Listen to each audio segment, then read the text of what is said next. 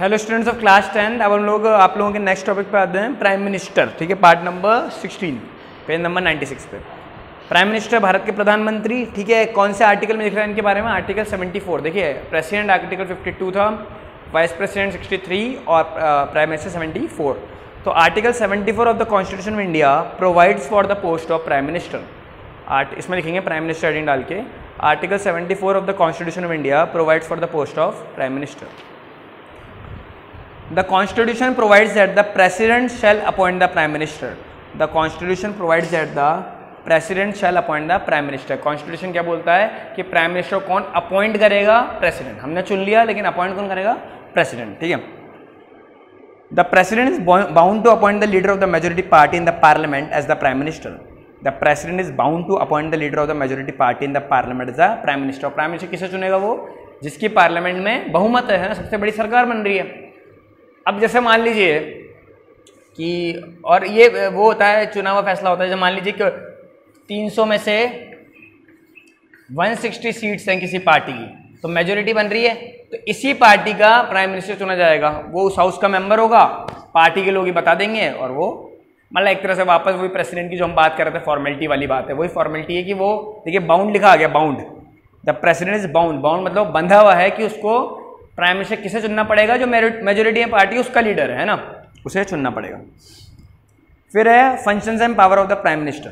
Functions and power of the prime minister heading डाल के आप लोग फर्स्ट लिखेंगे organisation of the council of ministers. Organisation of council of minister. तो पहले प्राइम मिनिस्टर काम क्या है? जब प्राइम मिनिस्टर बनता है, वो सारे काउंसिल ऑफ मिनिस्टर बनाए, अपनी मंत्रिमंडल बनाए, अपने मंत्रियों को साथ में ले, अपनी टीम बनाए एक तरह से। क्योंकि प्राइम मिनिस्टर अकेले तो काम करेगा नहीं, अपनी टीम के साथ, जैसे होम मिनिस्टर होगा, फाइनेंस मिनिस्टर होगा, है ना, डिफेंस मिनिस्टर होगा, तो इस टीम के साथ काम करेगा। तो इन मंत्रियों को उसे अपने मंत्रिमंडल की, इसको कहते हैं, उसमें लेना पड़ेगा। तो after taking oath as the prime minister, after taking oath as the prime minister, his main task is the formation of council of minister. His main task is the formation of council of minister. He is the one who decides, staying within the constitutional limit, who shall be a minister and who shall be not. पूरा अधिकारी किसके पास है?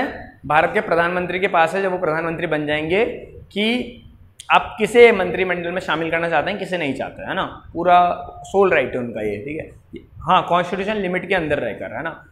ये तो देखिए बात यूँ है कि कोई गलत व्यवहार से ना, कुछ गलत उससे ना, जो चुन के आए उन्हीं में से आप अपने उसमें ले सकते हैं, अपनी पार्टी के लोगों को। ठीक है, ठीक है। Who shall be minister, who shall be not, कौन फैसला लेगा? Prime minister. फिर सेकंड है division of portfolio and allocation of work. Division of, अच्छा ये ओथ लिख रहा था, OATH, शपथ, है ना। शपथ लेते हैं, मैं भारत का प्रधानमंत्री नरेंद्र मोदी बनने जा रहा हूँ और मैं पूरे ईमानदारी से काम करूँगा, जो शपथ होती है इसको ओथ बोलते हैं ना। Division of portfolio and allocation of work. The prime minister allocate portfolios among the ministers as per his discretion and no one comments on the final work allocation. And no one comments on the final work allocation. Prime minister क्या करते हैं? Portfolio बांटते हैं। Portfolio मतलब कि पहले देखिए मंत्रियों की लिस्ट तो पहले आ जाती है ना। मंत्री ओथ पहले ही ले लेते हैं। जिस दिन प्राइम मिनिस्टर ओथ लेते हैं ना, उसी दिन लाइन से सब मंत्री भी ओथ ले लेते हैं, शपथ ले लेते हैं। लेकिन ये नहीं बताया जाता कि कौन से मंत्री को कौन सा पोर्टफोलियो मिलेगा, यानी कि कौन सा डिपार्टमेंट मिलेगा। फाइनेंस मिनिस्टर कौन होगा, डिफेंस मिनिस्टर कौन होगा, ये बताने की उस टाइम जरूरत नहीं होती, है ना। बाद में फिर वो जैसे ओथ ले लेते हैं ना, तो 1-2 दिन में धीरे धीरे करके लिस्ट आती है कि ये फाइनेंस मिनिस्टर बनाए गए, ये गृह मंत्री बनाए गए, है ना। तो धीरे धीरे करके ये बाद में लिस्ट आती है। उस टाइम तो क्या होता है, सिर्फ शपथ ले लेते हैं, पोर्टफोलियो बाद में बढ़ते हैं। तो पोर्टफोलियो लिख रहा है, पोर्टफोलियो यानी कि डिपार्टमेंट उनके क्या होंगे। फिर ये भी पूरा किसका काम है? प्राइम मिनिस्टर का काम है। फिर है work conduction of the council of ministers.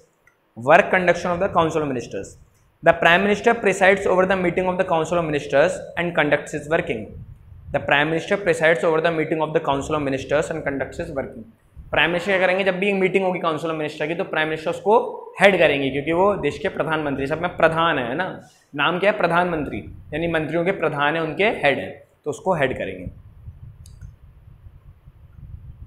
फिर है coordination between different departments. Coordination between different departments. The prime minister establishes coordination among different department of the government so that the whole administration works as a single unit. Whole administration works as a single unit. एक coordination बना के रखना है, भाईचारा बना के रखना है कि सब एक यूनिट की तरह काम करें, एक ही उनका गोल हो कि भारत की प्रोग्रेस, है ना। तो कोऑर्डिनेशन बना के रखने का काम किसका है? प्राइम मिनिस्टर का। फिफ्थ है leader of the Lok Sabha, leader of the Lok Sabha. इसको एक काम कीजिए आप, लोकसभा लिखिए लीडर ऑफ द लोकसभा और Rajya Sabha, leader of the Lok Sabha और राज्यसभा। देखिए prime minister generally leader Lok Sabha के होते हैं, लोकसभा के एमपी होते हैं, लेकिन मैंने आपको पहले ही बताया था किसी किसी केस में राज्यसभा के एमपी को भी प्राइम मिनिस्टर बनाया गया है, जैसे कि मनमोहन सिंह है ना, मनमोहन सिंह लोकसभा के एमपी नहीं थे और राज्यसभा के एमपी थे।